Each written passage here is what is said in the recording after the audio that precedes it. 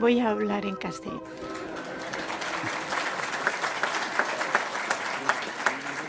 El Sínodo para la Amazonia podemos decir que tiene 4 dimensiones: la dimensión pastoral, la dimensión cultural, la dimensión social y la dimensión ecológica. La primera, la dimensión pastoral, es la esencial, la que abarca todo. Un anuncio todos sabemos que no se tiene que confundir con proselitismo, pero nos acercamos a considerar la realidad amazónica con este corazón pastoral, con ojos de discípulos y misioneros. Y también nos acercamos a los pueblos amazónicos en punta de pie, respetando su historia, sus culturas, su estilo del buen vivir, en el sentido etimológico de la palabra, no en el sentido social que tantas veces les damos. Porque los pueblos poseen entidad propia, todos los pueblos, poseen una sabiduría propia, conciencia de sí.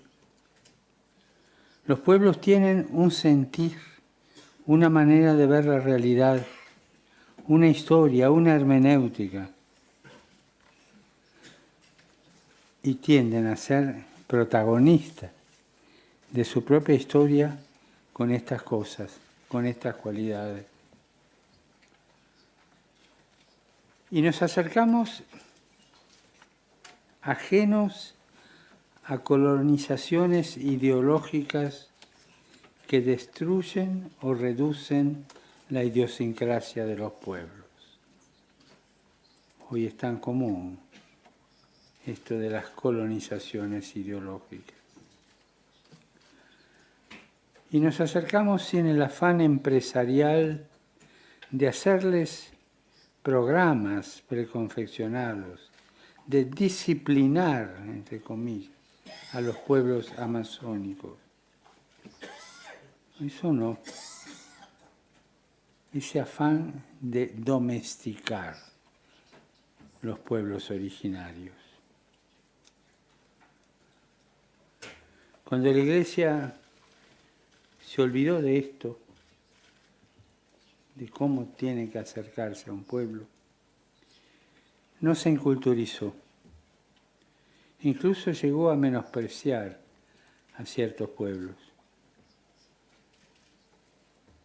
Y cuántos fracasos de los cuales hoy nos lamentamos. Pensemos en De Nobile en India, en Ricci en China y tantos otros. El centralismo homogeneizante y homogeneizador no dejó surgir la autenticidad de la cultura de los pueblos. Las ideologías son un arma peligrosa y siempre tendemos a agarrar una ideología para interpretar un pueblo. Las ideologías son reductivas y nos llevan a la exageración en nuestra pretensión de comprender intelectualmente, pero sin aceptar. Comprender sin admirar. Comprender sin asumir. Y entonces se recibe la realidad en categorías. Las más comunes son las categorías de ismos. Entonces, cuando tenemos que acercarnos a la realidad de algún pueblo originario, hablamos de indigenismos.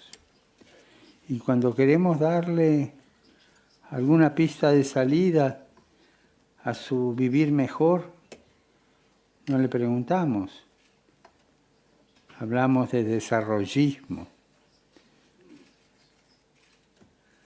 Estos ismos reformulan la vida desde el laboratorio ilustrado e iluminista. Son lemas. En nuestro país, un lema, civilización y barbarie, sirvió para dividir, para aniquilar, y llegó al culmen de, hacia fines de los años 80, aniquilar la mayoría de los pueblos originarios, porque eran barbarie, y la civilización venía de otro lado. Es el desprecio de los pueblos.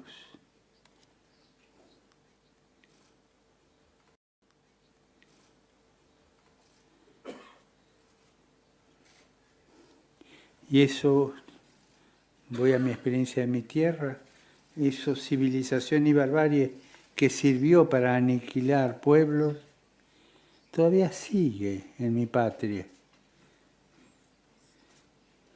con palabras ofensivas.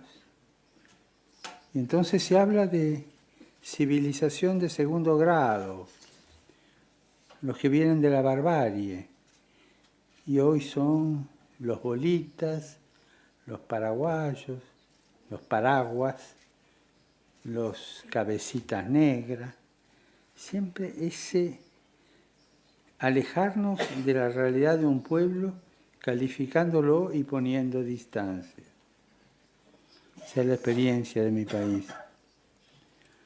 Y después el desprecio. Ayer me dio mucha pena escuchar aquí dentro un comentario burlón sobre ese señor piadoso que llevó las ofrendas con plumas en la cabeza.